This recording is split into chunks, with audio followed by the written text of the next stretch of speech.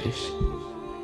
তো আজ থেকে 37 বছর আগে আমি কি ছিলাম? আমার অস্তিত্বই ছিল না, আমার কোনো নাম ছিল না, আমার কোনো গ্রাম ছিল না, আমার কোনো অ্যাড্রেস ছিল না, আমার কোনো পরিচিতি ছিল না।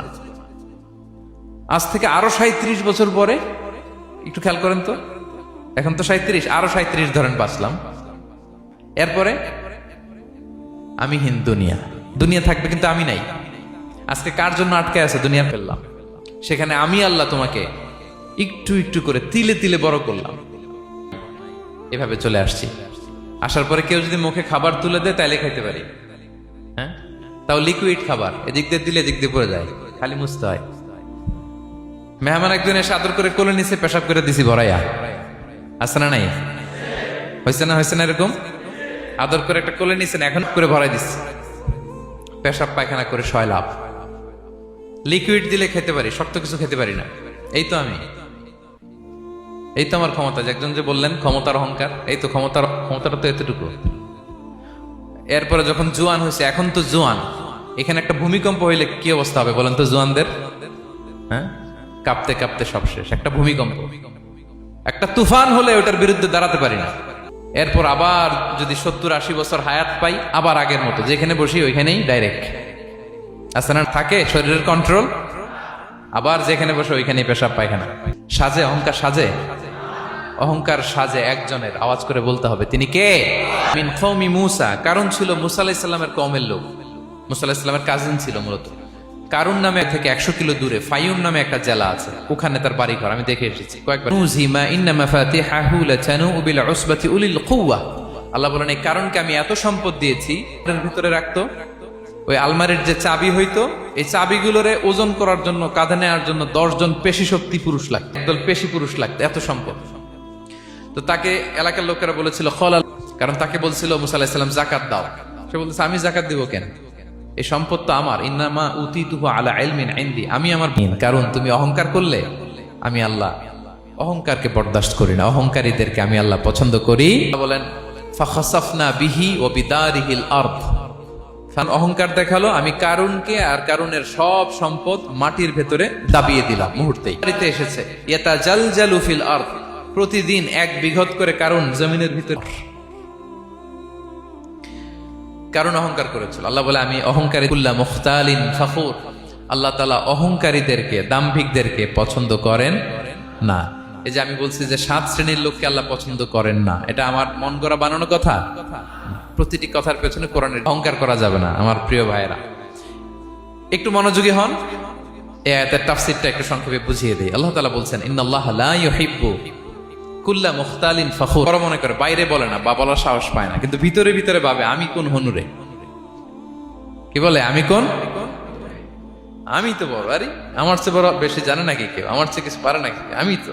কিন্তু এটা মুখ দিয়ে বলে। বড় কথাটাই সবচেয়ে ভয়ঙ্কর।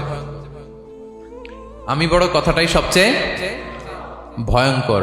ভাইরা, নিজেকে বড় মনে করা এটা শয়তানের স্বভাব। বলেছিলেন উসজুদু লি আদম, তোমরা আদমকে সিজদা দাও। ফাসাজাদাল মালাইকা কুল্লুহুম, সবাই, ইবলিস ছাড়া। সে নিজেকে বড় মনে করেছিল, শয়তান। ক্বালা আনা খায়রুম মিনহু, আল্লাহ আমি কেন সিজদা দেব? আমি তো আদমের চেয়ে শ্রেষ্ঠ, আমি বড়। ওয়া খালাকতাহু মিন তিন, আর আদমকে বানিয়েছেন মাটি দিয়ে। কি দিয়ে? মাটি দিয়ে। আগুনের ধরে আর মাটি ঢিলা রেখে দিলে নিচে পড়ে যায়। তো সে যুক্তি দিয়ে বলতেছে আল্লাহ উর্দু, আপনার অফিসের যে বস, মালয়েশিয়ান ভাষায় বসরে কি বলেন আপনারা? ওকে, আপনার তোকের সামনে যে আপনি লজিক খাটাইলে হবে? বস যেটা বলে আমি বড় বলার সাথে সাথে দৃশ্যপট পাল্টাই গেল। আল্লাহ বলে বের হ, ফখরুজ, তোমার স্থান হবে জাহান্নাম। তুমি নিজেকে আল্লাহ আমার চোখে আপনি আমারে ছোট বানান, আল্লাহ মানুষের চোখে আপনি আমারে বড় বানান। বিশ্বনবী নিজের চোখে নিজে ছোট থাকতেন, কিন্তু গোটা বিশ্বের মানুষের চোখে বড় হয়েছেন না? কত বড়! রাফা'না লাকা যিকরাক। কোন নবীর নিচে উপরে? কথা বলেন। নবীকে শেষ পর্যন্ত উঠাইছে কে বলবে? নাকি আপনিই বলবেন? বলা যাবে না। এবং বিষ্ণু ইসলাম কিছু টেকনিক আমাদের শিখিয়েছেন, কিছু টেকনিক আমাদের জানিয়েছেন। এই কাজ করলে তোমরা অহংকার দেয়, তার হৃদয় থেকে আল্লাহ অহংকার তুলে নেয়। আগে সালাম দিবেন। পারবেন? বলবেন স্ত্রীকে আগে সালাম দিবেন, বন্ধুকে আগে সালাম দিবেন, দিয়ে ফেলবেন। পারবেন? হৃদয় থেকে অহংকার ফেলে দিবে কে? আগে আগে আমরা সালাম দিব। এবং তার চেয়ে ভয়ঙ্কর কথা হচ্ছে বিষ্ণু ইসলাম বলেন যে লা ইয়াদখুলুল জান্নাতা মান কানা ফি কলবিহি মিসকালু হাববাতি খারদাল মিন কিবর।